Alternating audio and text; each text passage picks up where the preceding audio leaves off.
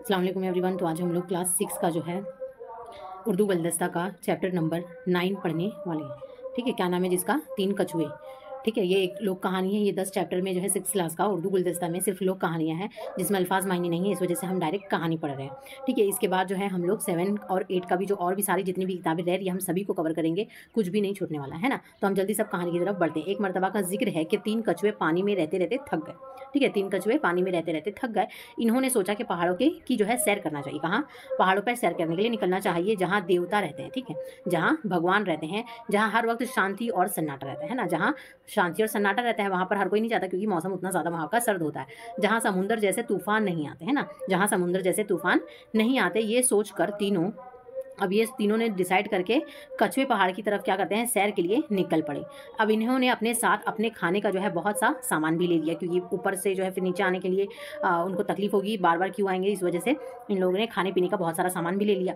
अब इनका सफ़र जो है बहुत लंबा था, क्योंकि समुंदर से जो है पहाड़ का फासला सैकड़ों मील का फासला था, पहाड़ से समुंदर का। फिर ये कि कछुए जो है ज़रा रेंग कर भी चलते, बहुत धीरे धीरे चलते बाकी जानवरों के मुकाबले में।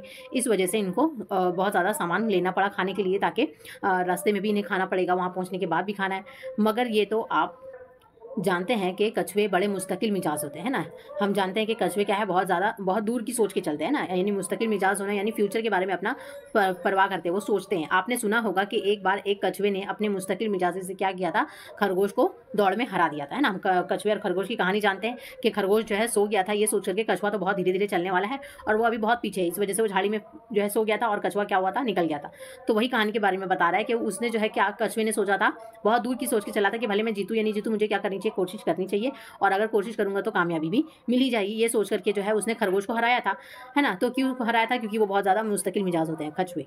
अब ये सबक दिया था आदमी को भी, है ना, कि चाहे तो क्या करे, वो मुस्तकिल मिजाज से अपने मकसद में क्या हो सकते हैं, वो कामयाब हो सकते हैं। यानी कि अगर वो दूर की सोच के अगर चलेंगे तो क्या हो सकते हैं, कामयाब हो सकते हैं। हाँ, तो मैं ये कह रहा था कि ये तीनों ही कछुए जो है पहाड़ की तरफ चल पड़े। अब ये तीनों जो है हम इस कहानी की तरफ बात आ जाती है कि अब ये तीनों क्या करते हैं, पहाड़ की तरफ निकल जाते हैं। चलते रहे। रास्ता जो है लंबा था और हर तरफ झाड़ झंकार, है ना, क्योंकि जंगल से हर तरफ जो है झाड़ियाँ, है ना, झाड़ पेड़ पौधे यही सब मिल रहे थे इन लोगों को रास्ते में।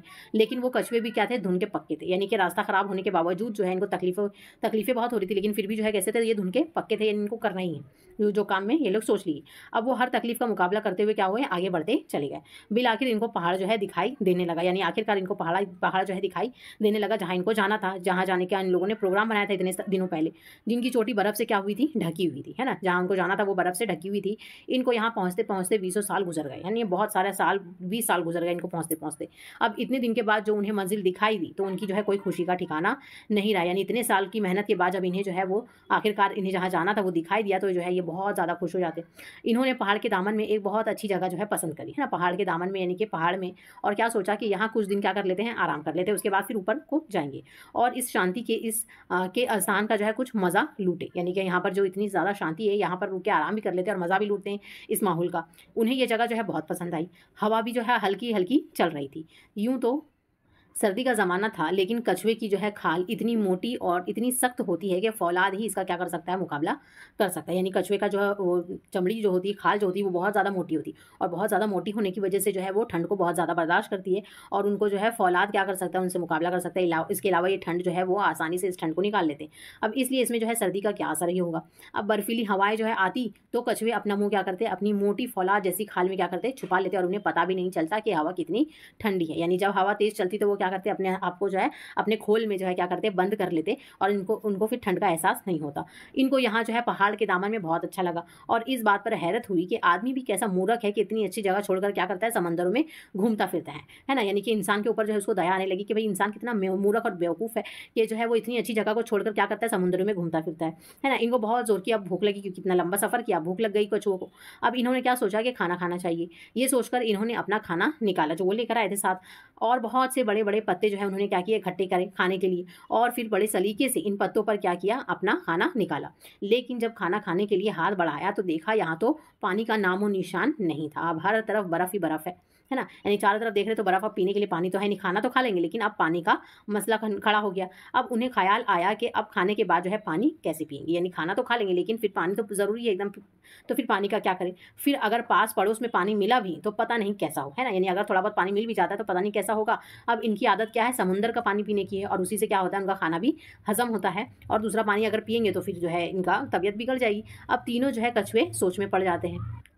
इनके जो है कुछ समझ में ना आया कि क्या किया जाए, है ना। अब इनको समझ में नहीं आ रहा कि भूख भी लगी हुई है, अब पानी भी नहीं है तो करें तो क्या करें। सब जो है एक दूसरे की तरफ देखने लगते।